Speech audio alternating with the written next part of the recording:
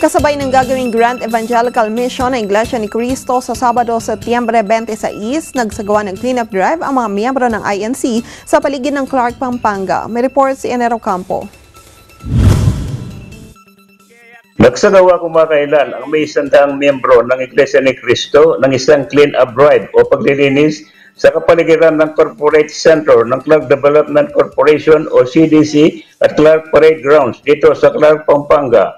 Ang nasabing paglilinis ay bilang paghahanda sa isasagawang malaking evangelical mission o pamamahayag ng mga salita ng Diyos ng Iglesia ni Cristo sa darating na Setyembre 26, 2015 na dadaluhan ng mga miyembro at kanilang mga panauhin na mula sa iba't ibang bayan ng Pampanga at Tarlac. Winalis sa tinipon ng mga naglinis ang mga dumi at yung daon ng mga punong kahoy sa kapaligiran ng nasabing lugar at pinutol ang matataas na damo gamit ang makinang grass cutters.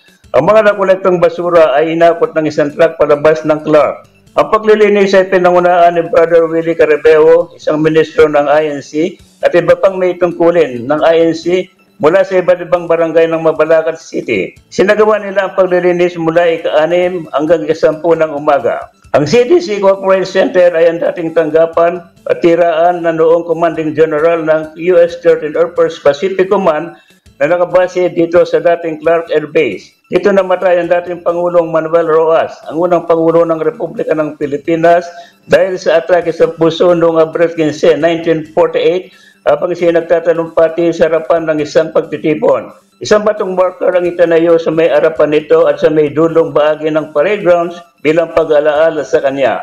Mula dito sa Clark, Pampanga, Enero Campo, Eagle News. I am one with 25.